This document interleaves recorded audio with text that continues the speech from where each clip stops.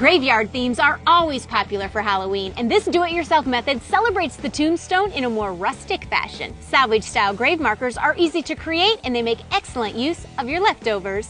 All it takes is a few pieces of salvaged lumber. You can use old barn boards, fencing, plywoods, trims. Any leftover bits can be assembled in stylish grave marker fashion. You want to work with the natural shape of the wood. The less cutting and planning, the better. You're going to simply piece together your salvaged bits with screws or nails. If you create a simple tablet-like design, you'll just use a stake to install it in the yard. Or you can take things a bit further, construction-wise, and add a base to some. They'll stand on their own, and you can simply set them about. Finish them off with creative epitaphs or tombstone sayings, and you can use stencils or handwrite your verbiage for a quick and easy application. Create a nice assortment, and your front lawn will take on the look of an abandoned, eerie graveyard.